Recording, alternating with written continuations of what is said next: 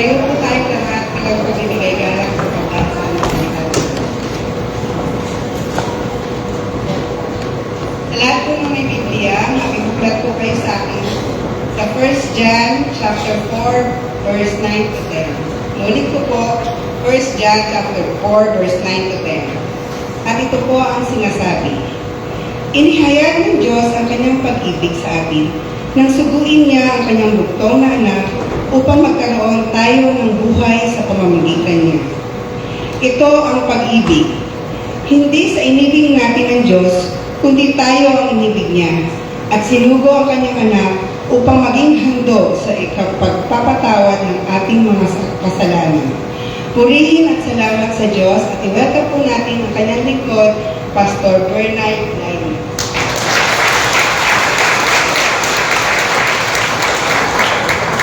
Palakpakan po natin si Lord. Yung malakas. Hallelujah! Hallelujah! Hallelujah! Hallelujah! Hallelujah! Hallelujah! Ikaw lamang, Panginoon, ang nararapat tumanggap ng pinakamataas na papuri, pagdakila, pagsamba at pagluwalhati. Sa oras ang daling ito, kami magkakapatid ay narito para ibaba sa iyo ang aming buong pagkatao. At ikaw lamang, Panginoon, ang aming itinatakas. Sa iyong mga kamay, nihabilin po namin ang lahat-lahat, Panginoon. At alam po namin, Panginoon, na hindi kami lalabas sa bulunwagang ito na hindi tataglayin ang biyaya ng iyong mensahe, Panginoon. Lord, ako na lingkod po'y gamitin mo lamang pong instrumento. Maging daluyan lamang po, Panginoon, ng iyong mensahe. Gamitan mo po ang aking mga labi upang ipahayag, Panginoon, ang nais ko. Salamat pong marami na hayaan po namin ng iyong Santong Espiritu. Ang siyang sa amin ay gumabay, umatnubay, at siya ang magturo sa amin, Panginoon, upang sa buhay na ito, sa pamamagitan ng tulong niya, mapagtagumpayan po namin. Lahat ng anak ng Diyos ay magsabing Amen. Amen. Hallelujah.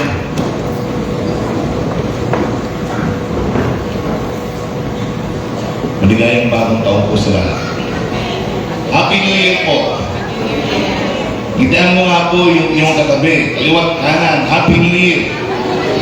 Sabihin mo, mahal ka ng Diyos. Yan, no? Tandaan niyo po, no matter what, mahal na mahal tayo ng Diyos. Amen po ba? Pasensya na po kat, medyo paus po ako. Pero hindi po pwede maging hadlang kung may sakit tayo para sumamba at magpuri sa ating Panginoon. Last Wednesday, wala po ako totally boses. Nagbabible study po kami. Wala po lumalabas. Pero salamat sa Lord, naintindihan nila. Amen? Isa pa nga po, palakpakan natin ng Lord. Yung palakpak na para sa Diyos. Hallelujah! Oh, glory to the Father! Glory to Lord Jesus! Oh, you're worthy to be praised. You're worthy to be praised, oh God. You're worthy. Hallelujah. Napakabuti ng ating Panginoon. Ang title po ng mensahe ay Divine Intervention. Alam niyo po, sa buhay po natin, napakarami ng mga pangyayaring halos hindi po natin matanggap na kaya.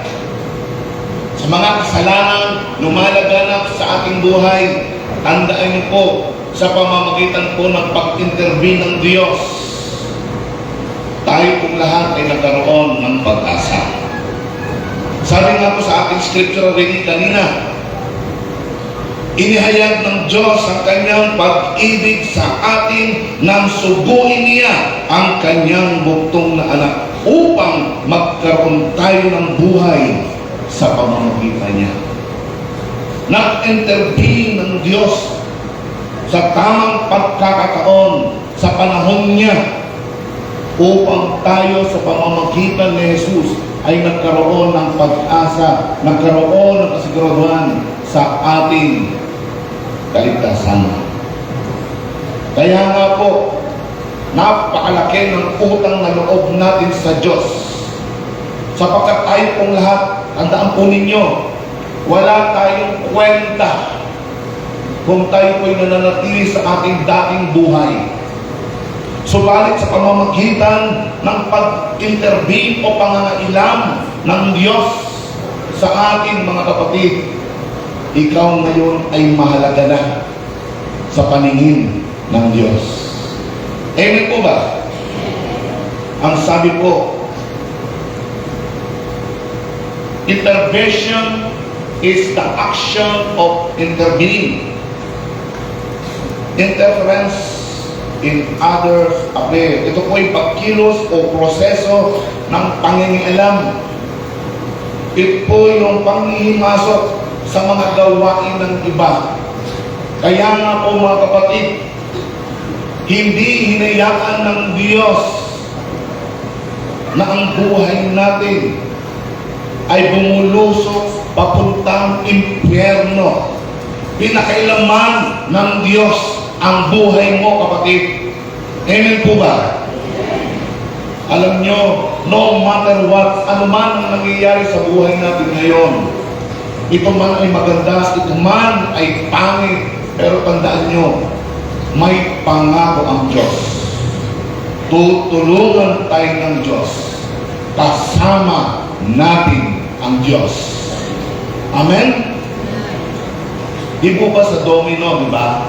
Kapag ang mga domino ay itinayo mo isa-isa at ito'y itinulak mo sa una, di po ba ang tawag po doon, tutumba po silang isa-isa. Ang tawag po niyan ay domino effect. Sunod-sunod po yun, dire-diretso po yun.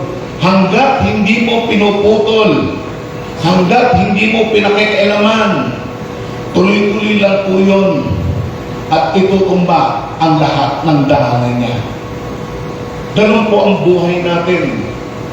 Kung tayo po ay hindi pinakilaman ng Diyos, ang buhay natin ay nasa tiyak na kapahamakan. Kaya nga po mga kapatid, tunay nga na ang Diyos lamang ang nagligtas sa atin. Sabi ng Bible kanina, ang pag-ibig ng Diyos ay nakita natin lahat ng subuin niya ang ating Panginoong Jesus at nagkaroon tayo ng buhay sa pamamagitan niya. Ang sabi po dito, pagbaba na, tayong lahat tayo ay nalulunod na sa kasalanan.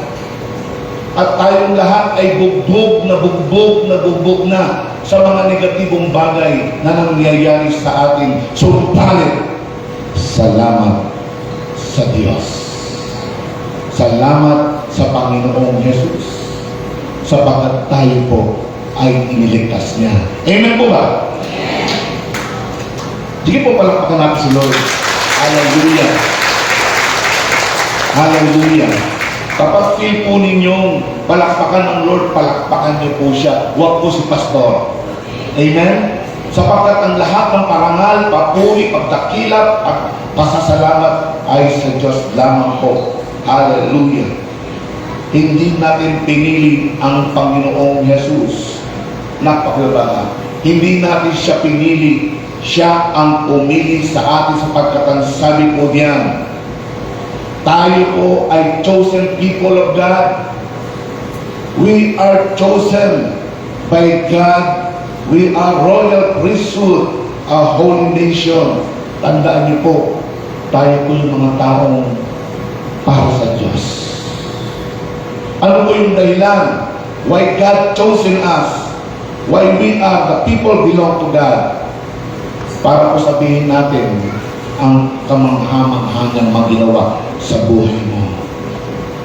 Alam ko po na iminsahe na po rito ng ating mga pastor na kinakailangan ang bawat isa po sa atin ay sabihin sa ating kapwa kung tagaano kabuti ang Diyos. Responsibilidad po natin yan, mga kapatid. Hallelujah! Sabihin mo sa katabi mo, pinili ka ng Diyos. Amen? Kailangan maging proud ka. Sapagkat despite sa mga pagkukulang, despite sa mga pagkakamali natin, pinili tayo ng Diyos. Pinili tayo ng Panginoon. Binigyan niya tayo ng pagkakataon. Special people of the living God. Tayo po yun. Kahit anong estado mo sa buhay, kahit anong sitwasyon nangyayari sa iyo, ang lagi mong iisipin, pinili ka ng Diyos. Ikaw ay espesyal sa Panginoon. Hindi tinitignan ng Lord kung mayaman ka, kung mahirap ka. Hindi tinitignan ng Lord kung maayos ang takbo ng buhay mo o kung may problema ka. Ang tinitignan ng Lord, yung pagkakapili niya sa iyo. Yan ang lagi nating isipin. Sapagkat meron pong matinding pagbabago ang nangyari sa ating buhay. Ito po ay malinaw at hayagang kaalaman para sa isa na nagkaroon po tayo ng pag-asa. Nagkaroon po ng kasiguraduhan ng ating buhay. Kaya nga po, napakasarap mahalin ang Diyos. Yung Diyos na nagligtas sa atin sa tiyak na kapamakan sa tulong ng Santong Espiritu. Palakpakan po natin ang Panginoon.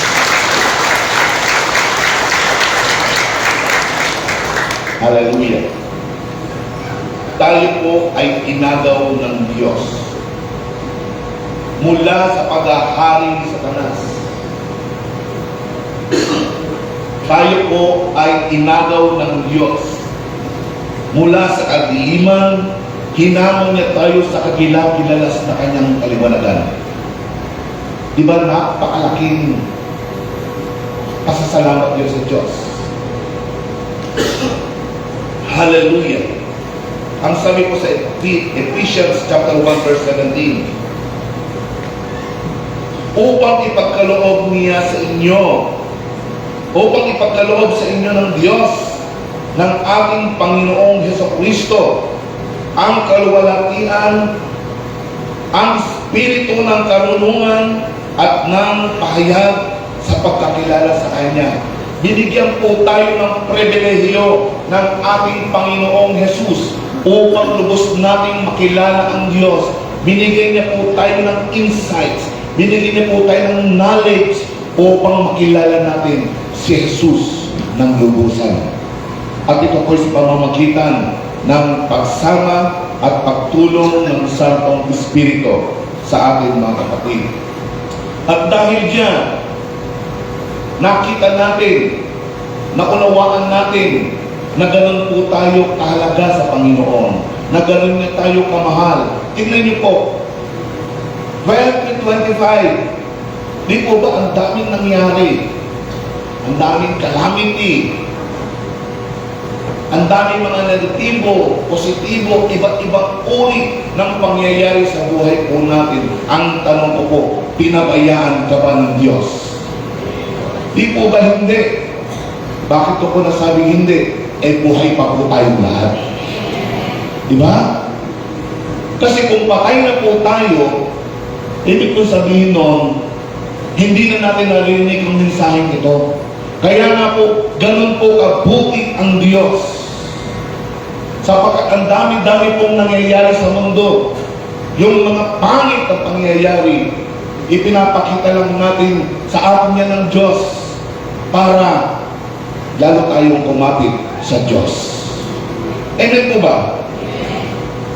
Unang-una, dahil nga po sa pag-intervene o pangangailam ng Diyos sa ating buhay, ito pong nangyari, nagkaroon po tayo ng tagapagligtas. Amen? At dahil nagkaroon po tayo ng tagapagligtas, nagkaroon po ito ng tatlong pangyayari sa buhay natin. Una, tayo po ay nagkaroon ng kaligtasan sa pamamagitan ng paghatol ng Diyos na darating. Tayo po ay nailigtas ng Panginoong Yesus sa kapangyarihan ni Satanas, at tayo po ay nailigtas ng ating tagapagligtas sa ating mga sarili. Tayo po ay naligtas sa paghatol ng Diyos. Sabi nga ng 1 Thessalonica chapter 1 verse 10, si Jesus nga ang nagligtas sa atin mula sa galit na darating. Tandaan niyo po, galit na po ang Diyos.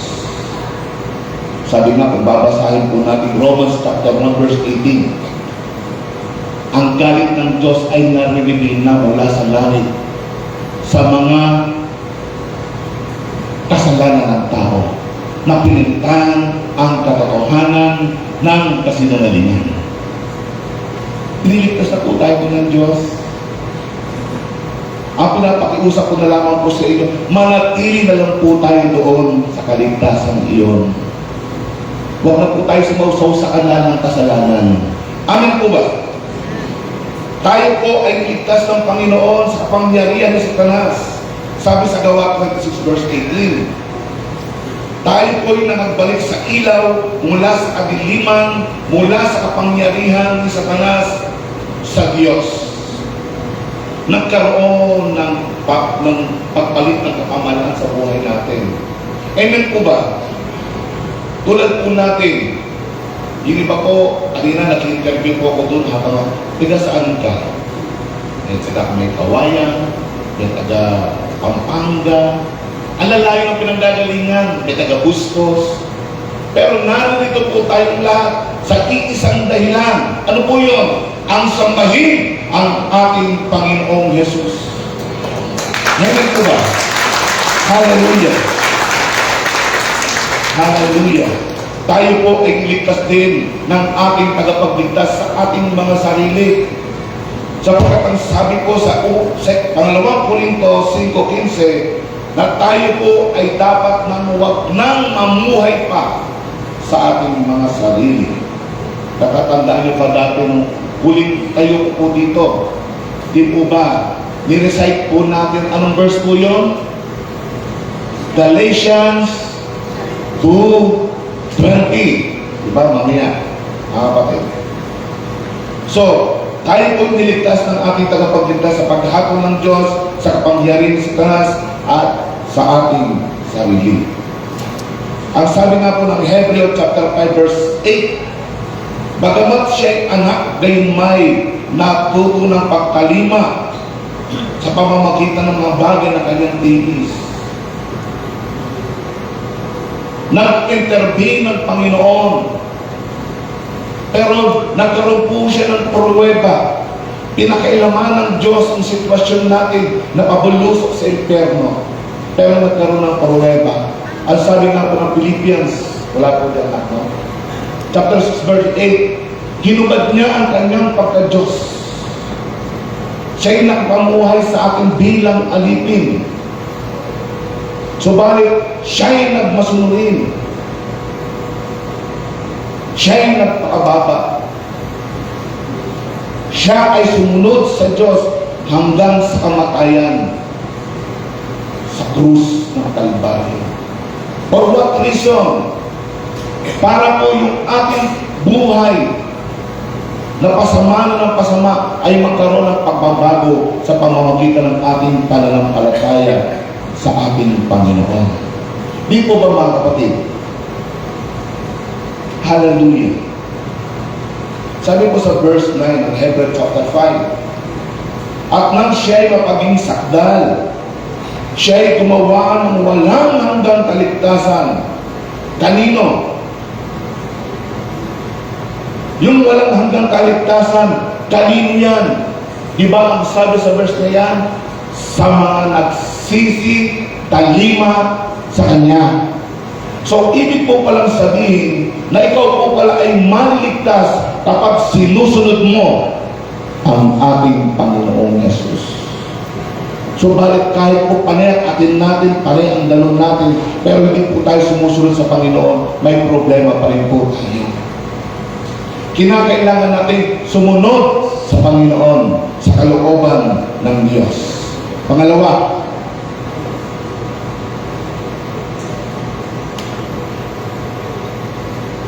dahil po sa pag-intervene ng Diyos, nagkaroon po tayo. Salamat po. Salamat po. Nagkaroon po tayo ng Panginoon.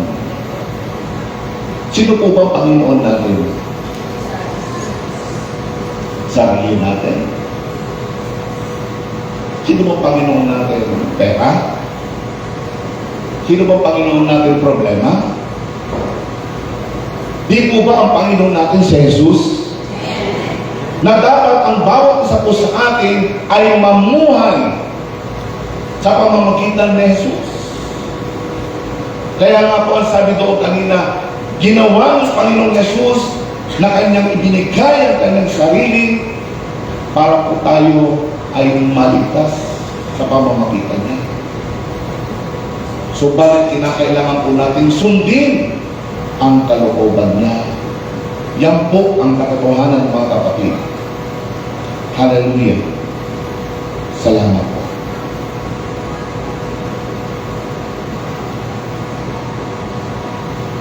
Sabi ko sa Colossians chapter 2 verse 6. So then, just as you receive Christ Jesus as Lord, ano pong sabi dyan? Continue to live in Him. Mga kapatid, ang sabi dyan, kung tinanggap mo na si Kristo bilang Panginoon ng buhay mo, tagapagligtas mo, ang sabi po diyan, mamuhay kang kasama siya continuously, dire-diretso. Baka po tayo ay namumuhay lang ngayon kay Kristo habang nasunod po tayo ng panambang ito. At paglabas po natin, kanya-kanya na ulit tayong pamumuhay. Ang sinasabi po diyan, paglabas po natin dito, kinakailangan tayo po mga kapatid, si Kristo pa rin ipinapamuhay natin dito sa totoong church, maging sa labas ng church. Amen po ba? Kinakailangan na ang buhay natin ay nagliliwanag sa iba. Kaya ang sabi ng Panginoong Yesus, kayo ang asin at ilaw ng sanlibutan ito. Kinakailangan ng ilaw natin, mga kapatid, ay nagliliwanag. Sapagkat ang sabi ng Panginoon, ang ilawan ay hindi tinatakpan ng takalan para hindi makita. Ang sabi ng Panginoong Yesus, ang ilawan ay inilalagay sa tunay na lalagyan upang makita ang liwanag ng ibang tao. Yung liwanag na nagniningning mula sa Panginoon, na nagre-reflect sa atin, kinakailangan yung liwanag na yun ay nakikita din ng ibang tao sa buhay natin. Amen po ba? Mga kapatid, si Jesus ang ating Panginoon. Sabi niya, ginawa niya yung kaligtasan iyon para sa lahat ng sumusunod at tumatalima sa Kanya. 2026 is the year of our Lord Jesus Christ. Ano man ang sinasabi nila na pangit mangyayari sa 2026, no! 2026 is the year of the Lord Jesus Christ. Hallelujah. Hallelujah. Hallelujah. Ngayon, hindi lamang siya tagapagligtas, kundi Panginoon natin. Panginoon natin. Ating Panginoon si Jesus. Isang malalim na relasyon sa Diyos na kinakailangan nating i-treasure o gawing kayamanan sapagkat alam natin ang lahat ay lilipas, pero sa Jesus ay hindi lilipas. Sabi nga po sa Colossians chapter 2 verses 9 and 10, For in Christ lives all the fullness of God in human body. Lahat po ng kaniningan ng Diyos ay pumasok sa katawan ng ating Panginoong Yesus. Kaya nga po ang sabi dito, so you also complete through your union with Christ, who is the head over every ruler and authority. Tayo po ay nakompleto rin. Kaya po tayo po yung kaligtasan natin na kumpleto na. Dahil saan? Sa ating pagkikipag-isa kay Kristo. Amen? Kaya nga po mga kapatid, kung ang sinumang nakipag-isa kay Kristo, bago ng nilalang. Ang problema, yung iba sa atin nakipag-isa kay Kristo, pero hindi pa nagbago ang ugali. May problema po tayo dyan. Huwag natin sasabihin na matalino ako, mayaman ako. No! Mawawala yan. Pero si Jesus hindi mawawala. Amen? Kaya si Jesus ang panatiliin natin mga kapatid. Dapat po tayo maging huwarang halimbawa sa isip, sa pamamagitan ng ating Panginoong Jesus. Si Jesus nga po mga kapatid Panginoon. Alam niya, hari siya ng hari, Panginoon ng Panginoon. Pero ang ating Panginoong Jesus, nung siya ay narito sa lupa, hindi siya naging Panginoon na pinagsiserban. Di po ba? Hindi po siya guro na inuutosan niya yung mga Hindi po ganoon ang Panginoong Jesus. Ito po yung sinabi ng Panginoong Jesus sa John chapter 13 and 15. Sabi ng Panginoong Jesus mismo, tinatawag din niya akong guro at Panginoon at mabuti ang inyong sinasabi sapagkat una. Kung ako nga na Panginoon at guro ay naghuhugas ng inyong mga paa, kayo naman ay nararapat din mga hugasan ng mga paa ng isa't isa, sapagkat kayo binigyan ko ng halimbawa upang gawin naman ninyo ang ayon sa ginawa ko.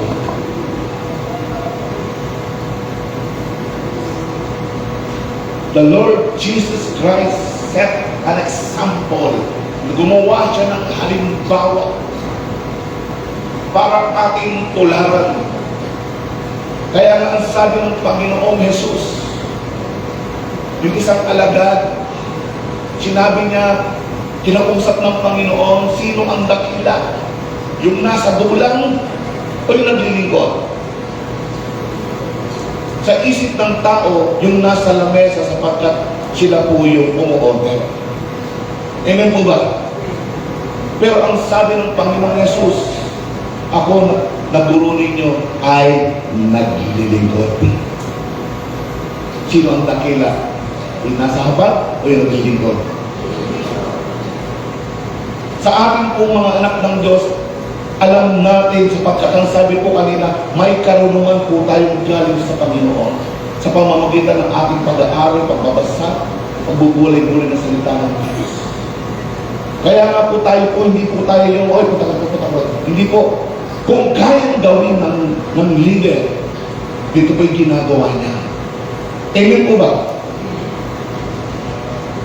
Kapagkat ang sabi ng Panginoon, ang sinumang gustong manguna sa inyo ay maging lingkod ninyo. Yan po yun. Sapagkat ang Panginoong Jesus ay naparito upang maglingkod at hindi para paglingkuran. Sa pamamagitan po ng pag-intervene ng Panginoon, tinuturo niya po sa atin ang tamang way ng pamumuhay. Kaya nga sabi kanina, kung tinanggap natin si Kristo, mamuhay tayo kasama si Kristo.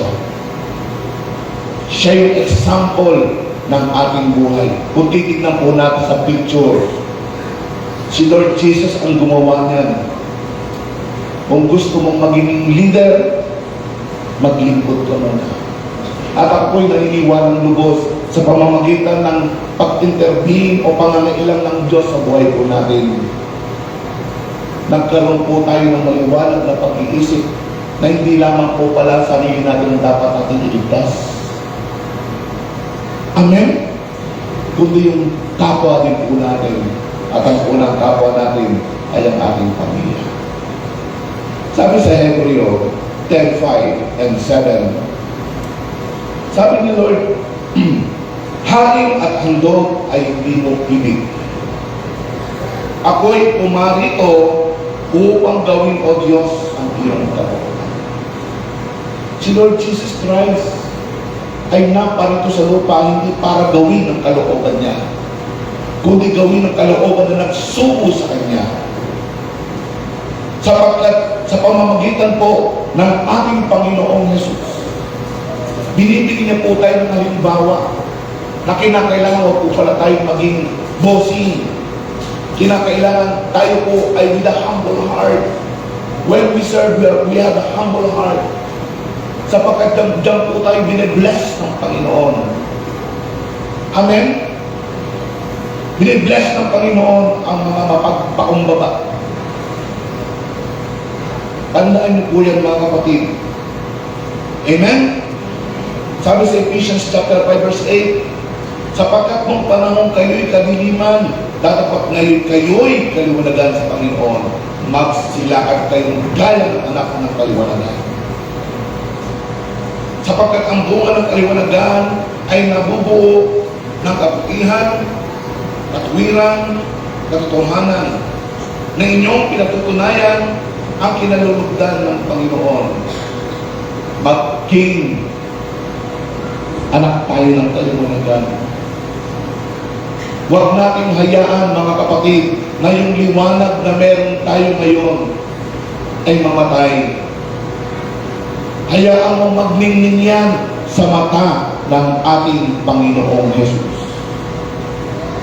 At the more na ikaw ay binibless ng Panginoon, the more na ikaw ay nagkakaroon ng maraming knowledge, the more na ikaw ay lumuyo sa harapan ng Diyos. Amen? Kapag ibibless ka ng Panginoon. Hallelujah. Laging tatandaan that obedience is better than sacrifice. Kahit na tayo po'y magbigay sa inapo ng aking inaanak na si Jay kanina. Alam niyo ang gusto ng Lord? Nagbibigay ka dahil sinusunod mo ang Diyos. Yan ang katotohanan. Hindi ka nagbibigay dahil napipilitan ka lang. Nagbibigay ka dahil sinusunod mo ang Diyos. Yan ay kalugod-lugod sa Panginoon. Amen? Ang pagpapasakop at pagsunod, isa po yan sa naging bunga ng pag-intervene ng Panginoon sa ating mga buhay. Dati po matitigas ang ulo natin. Dati po kanya-kanya po tayo. Pero ngayon po, nagkakaisa po tayo dahil sa ating Panginoong Jesus. Amen? Iisa ang ating nasa isip. Si Jesus Christ lamang. Hallelujah. Kapag ang sabi ng Panginoong Jesus sa Mateo 12 verse 15,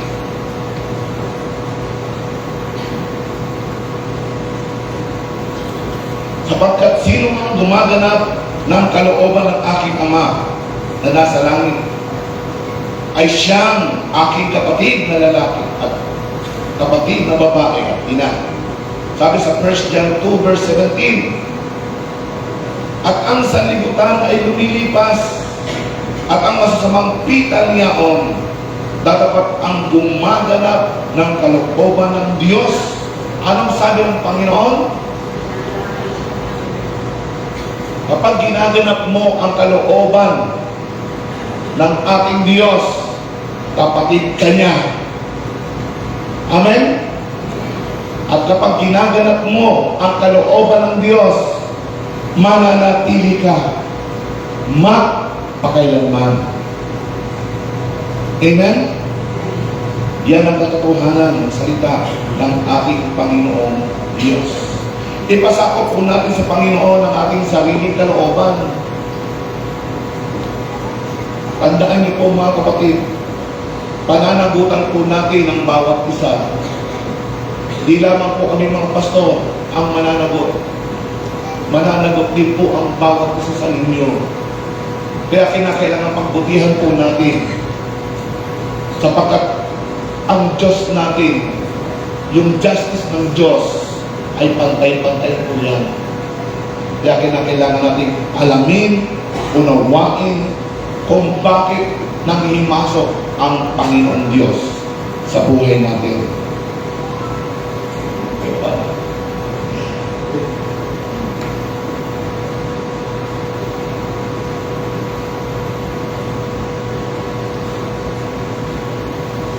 Ipinapasakop po natin ang aking buhay sa Diyos. Sapagkat tungkulin po natin yan. Dahil sa lahat ng ginawa niya sa atin. Sabi nga niya sa Tito chapter 3, 4-7, hindi na po babasahin lahat kasi hahaba po tayo. Ang sabi po dyan, ayon sa kawaan ng Diyos, ay naging takapagmana tayo ayon sa pag-asa sa buhay na walang hanggan. Mga kapatid, dahil sa pag-ibig ng Diyos sa ginawa niya sa atin, tayo po ay naging takapagmana ng walang hanggang buhay. Ganun po tayo kahalaga sa Panginoon. Binigyan po tayo ng Diyos ng karapatan sa walang hanggang buhay dahil po sa pag-iialam ng Diyos sa buhay natin. Pangalawa, dahil po sa pag-ibig ng Diyos. Yan naman po natin John 3:16. At yan po ay hindi lang ang John 3:16. Yan po ay pinatunayan ng Diyos. Yan po ay tunay na nangyari. Isinubo niya ang kanyang bugbong na anak ng dahil sa pag-ibig sa atin. Namatay siya sa krus ng Kalbaryo. At dahil po naunawaan natin, naintindihan natin, at ito po ay pumasok sa ating puso, hindi po tayo mapapahamak. May buhay po tayong walang hanggan. Sabi ng Panginoon, kung mahal natin siya, kung nakukunawaan po natin ang pag-intervene niya o pangangailang niya sa buhay natin, tuparin natin ang kanyang mga iniuutos. Amen? Tuparin natin ang iniuutos ng Diyos, hindi yung sarili natin. Diyos. Sabi ng iba, ang hirap po, pastor, sundin ng Diyos. Ang kapal-kapal ng Biblia. Ang hirap basahin mula Genesis hanggang Revelation. Ang kapal po, pastor, mahirap sa ubuhin. Mga kapatid, hindi po mahirap sundin ang Panginoon. Sapagkat ito po'y sinabi sa 1 John chapter 5 verse 3, makibabala. Ang sabi po dyan, sapagkat ito ang pag-ibig sa Diyos na ating tuparin ang kanyang mga utos. Yeah, mahal niyo po ba ang Diyos? Ang sabi po dyan, tuparin ang mga iniutos niya. Basta mahirap sundin ng utos ng Diyos. Ang sabi po dyan, ang kanyang mga utos ay hindi mabibigay. Na ang ibig sabihin, kapatid, kung hindi mabibigat ang salita ng Diyos, kung ang salita ng Diyos ay, kung uunawain lang po natin, ay maiintindihan natin ng lubos, ibig sabihin, dinisenyo ang salita ng Diyos upang maunawaan natin at sundin. Yan po yun. Kaya nga po ang intensyon ng Panginoon kung bakit niya in-intervene ang buhay natin, nakabulusok na sana sa impyerno, ay para sundin natin siya. Sapagkat ang sabi po kanina sa verse na iyon, na kapag sinusunod natin ang Diyos, may buhay na walang hanggan po tayo. Amen? Ano pong nangyayari? Ano pong nagiging bunga? Ito po yung nagiging bunga. Ang nagiging bunga ng ating pagsunod sa Diyos ayon sa Galatia 5:22. Ano po yun? Pag-ibig, katuwaan, kapayapaan, pagpapanuhod, kagandahang loob, kabutihan, pagtatapat, kamuan, pagpipigil. Kapag naunawaan mo ang dahilan kung bakit nangialaman Diyos sa buhay natin, magkakaroon ka ng tunay na pag-ibig na ibibigay mo hindi lamang po sa pamilya mo, kundi sa ibang tao. Magkakaroon ka ng katuwaan sa maliit na bagay, sa maliit na blessings, abay, sakto na sa iyo. Amen po ba? Eh, sabi ng Bible, nagkakasya dapat tayo sa tinatangkilik natin. Kaya, sa maliit na blessings, sa malaking blessings, natutuwa ka na. Ano pa? Nagiging mapayapa ang buhay natin. Nakapagpapasyensya po tayo. Nagiging maganda ang loob natin. Nagiging mabuti tayo. Nagtatapat po tayo. Nagiging maamo tayo. Nakakapagpigil pa tayo. Dahil yan sa pagtitagbi ng Diyos. Amen? Alam nyo, yan ang reason kung bakit. Why God intervene in our life. Dahil po gusto ng Diyos masunod natin ang kalooban niya. Ano po pa yung dapat natin gawin? Ano po ba yung dapat pa natin gawin para lubos natin masunod ang kalooban ng Diyos? Ito po yung dapat natin gawin. 1 Peter 2 verse 11, magsipagpigil sa mga masasamang pita. Pag sinabi mo masasamang pita, mga kapatid, ang dami kong sakot niya. Amen? Sinabi mo masasamang pita na naman, sabi nga po kanina, yung mga gusto natin bilhin, hindi na natin ginagawa ang ganon. Sapagkat alam natin nagiging good steward na tayo. Ang dami-dami na po natin gamit sa bahay, binipat tayo ng bili. Dahil yun po sinasabi ng laman natin. Pag nakakita po tayo ng magandang babae, wow, sexy. At kapag nakakita naman ng poging lalaki, wow, pogi.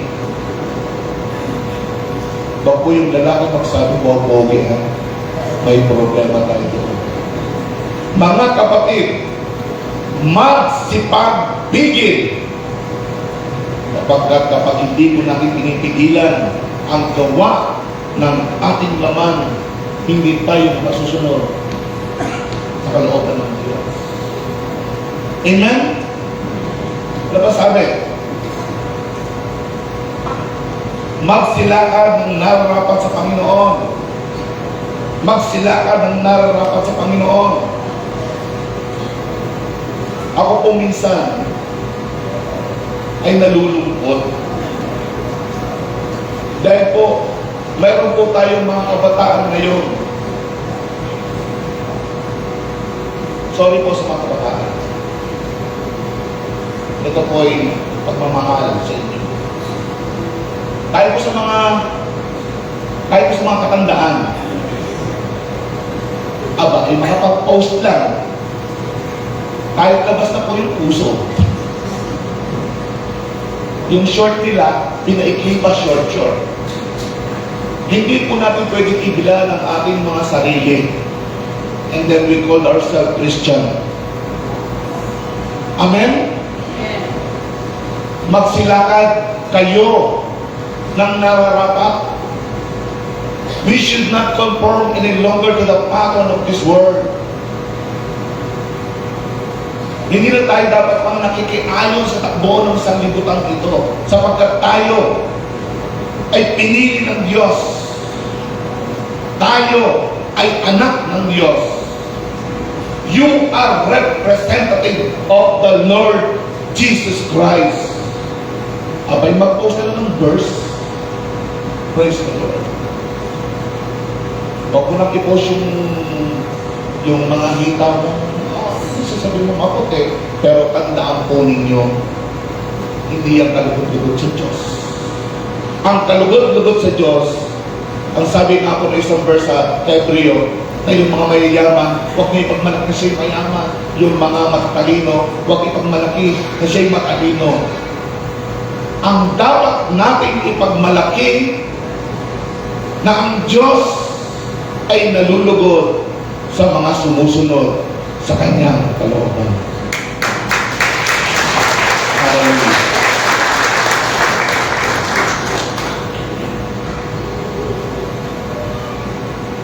Magsilakad ng nararapat sa Panginoon. Tandaan niyo po, ito po, sa ating lahat, alam ng Diyos ang lahat. God is omniscient. He is omnipotent. And He is omnipresent. Alam ng Diyos ang nangyayari sa iyo, kapatid. Alam ng Diyos ang nasa puso mo, kapatid. Alam ng Diyos ang problema mo. Alam ng Diyos ang pinagdadaanan mo. Pero tandaan po ninyo, nandyan ang Diyos kasama natin. Hindi mo babayaan. Amen? Ano man ang mangyari, may Diyos tayo. Ano pa sabi dyan? Magsipamunga sa bawat gawang mabuti. Wala pong sinasabi sa verse na yan, sa Colossians 1:10, na tayo po ay magbunga ng masama. Magbunga ng mabuti. Magsilakad ng nararapat sa Panginoon sa buong ikalulugod niya, at magsipamunga sa bawat gawang mabuti, at magsilago sa kaalaman ng Diyos. Alam niyo mga kapatid, preparasyon yan. Bakit po nag-intervene ng Diyos? Bakit nangialam ang ating Ama? Isinuko niya ang kanyang anak na si Jesus, is because gusto niya sumunod tayo sa Kanya. Ayaw ng Diyos na mawalang saysay ang kamatayan ni Jesus. Ayaw mawalan ng saysay ng Diyos. For example, ikaw ay 50 years na Kristiyano at naglingkod na sa Kanya ng maraming panahon. Ayaw niyang mawalan ng saysay iyon. Ang gusto niya, maging makabuluhan ng lahat ng bagay. Gusto niya, diretsyon tayo. Continuously. Walang ihinto sa paglilingkod sa Panginoon.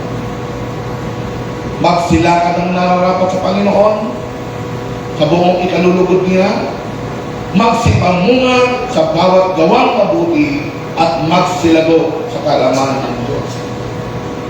Kaya nga po mga kapatid, alam niyo po ba na napakahalaga ng Bible study? Sino po bang nakakalaga ng Bible study ito? Mga kapatid ko, kung wala pang Bible study sa inyo, aba, man mga pastor. Wow!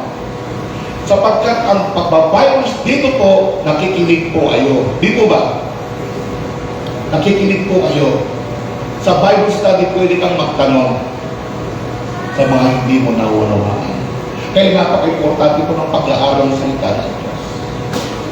Marami na po manggagawa ngayon ng tuktukan. Hallelujah. The divine intervention of God in our life leads to the encounter with our Lord and Savior Jesus Christ, in which the kingdom living is bold enough for us to learn and to understand. Tingnan niyo po yun. Yung ibang pieces po ay tumba na. Pero yung isa po ay pinigilan ng Diyos because of His love. Ganyan po ang buhay natin. Manatili na lang po tayong nakatayo sa harapan ng Diyos hanggang sa kunin niya tayo. Sapagkat sa isang pagkakamali, pwede po tayong bumagsak. Amen po ba? Yung domino effect, dire-diretso po yan. At kapag pinigilan mo isa, maaari mapigilan yung pagbagsak. Subalit, kapag ikaw ay nagkamali, pwedeng sa ikalima ay bumagsak ulit dire-diretso. Pero huwag po tayo mag-alala kung nagkamali ulit tayo. Kapag patawad ang Diyos natin. Our God is God of chances. Bibigyan tayo ng pagkakataon para muling tumayo. Ang banal na pamamagitan ng Diyos sa ating buhay ay humatong sa tunay na pagkakilala sa ating Panginoon at tagapagligtas na si Jesucristo, kung saan ang pamumuhay sa kamian ay hayag para sa atin na matutunan natin at maunawaan natin. Kaya nga po sa pagpigil ng Diyos para magpatuloy po tayo sa maling pamumuhay ng pamumuhay, dahil po yan sa pagmamahal niya sa atin. Dahil po yan sa nais ng Diyos na masunod natin ang kalooban niya. Alam niyo po, ito po yung matindi. Ang sabi ng Panginoon Jesus, walang taong makalalapit sa akin, sabi ni Lord, kundi pinahintulutan ng Ama. So from the very beginning, ang Diyos ang may gusto na makalapit tayo kay Kristo. Sapagkat alam mismo ng Ama, si Kristo lang ang tanging daan para po tayo ay maligtas. Amen? Sa pamamagitan ng Jesus na intervene ng Diyos. Kaya unawain natin maigi kung ano ang dahilan ng Diyos sa kanyang pag-intervene sa ating buhay. Ito man ay sa personal nating buhay o maging sa paglilingkod na ginagawa natin ngayon o gagawin pa. Hayaan ang nais ng Diyos ang manibabaw at hindi ang gusto natin. Kailangan baguhin po natin yung approach sa way of living natin. Kung yung mga daang panahon ay sumablay po tayo, o yung mga daang panahon na paglilingkod po natin ay sumablay po tayo, at hindi naging maganda ang resulta, this time around,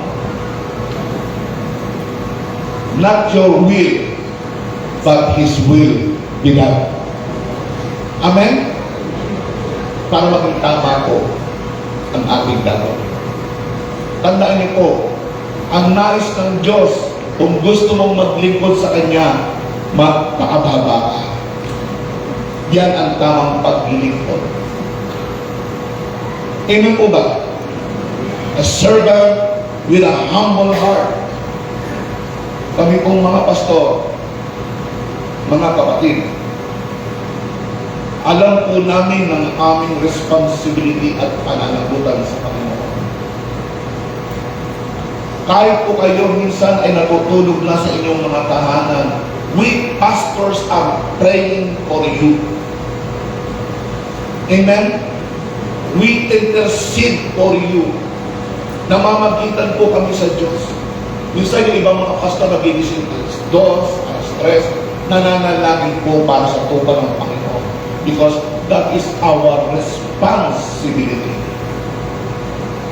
Ang importante rito mga kapatid, nais din po naman namin, mga kapatid, na tratuhin natin ang bawat isa sa atin accordingly Dahil sa amin po mga pastor, we don't need appreciation.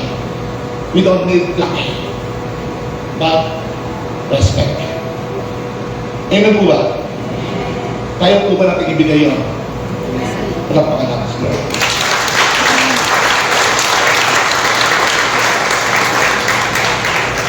Why God intervened? Pakinuban. Inihayag ng Diyos ang kanyang pag-ibig sa atin nang subuin niya ang kanyang bugtong na anak. Take note, upang magkaroon tayo ng buhay sa pamamagitan niya. Nag-intervene ng Diyos because of His love. Nag-intervene ng Diyos sa buhay natin, hindi para tayo mabuhay sa sarili natin, kundi tayo ay mabuhay sa pamamagitan ni Jesus. Amen? Ganyan po tayo kamahal ng Diyos. Kung tayo po ay handa na muli na ibigay sa Diyos, Panginoong Jesus, ang pangunguna sa ating buhay, sapagkat salamat sa Kanya, maraming salamat sa Panginoon, sapagkat tayo po ay nagkaroon ng pag-asa. Are you ready? Pakita ba? Ito po yung ating dapat sabihin. Pasensya na po kayo, makulit po ako, ano? We will declare this once again para po sa ating lahat. Sabay-sabay po natin basahin ito. 1, 2, 3.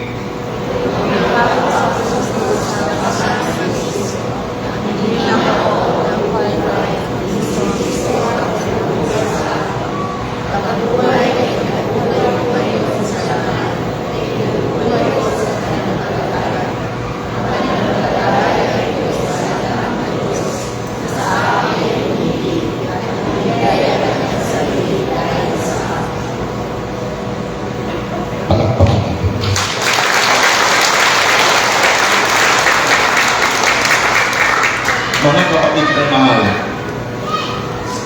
ang sabi dyan, si Kristo na. Amen? Hindi na ikaw, si Kristo na. Our plan is palpak, pero si Kristo, ang plano niya perfect. Amen po ba? Tandaan niyo po yung mga kapatid, dahil po sa pagmamahal ng Diyos, because of God's divine intervention in our life, nalaman natin at naunawaan natin ang pamumuhay, yung tamang pamumuhay sa ating ng Diyos. Ito po yung isa pong iiwan ko sa inyong salita. Ang sabi po ng Panginoong Jesus, hallelujah, ang sabi po ng Panginoong Jesus, dinidinig ng aking tupa ang aking tinig, nakikilala ko sila at kilala nila ako. Kilala niyo ba ang Panginoong Jesus? Tingin natin ang kanyang tinig. Palakpakan po natin siya. Hallelujah. Hallelujah.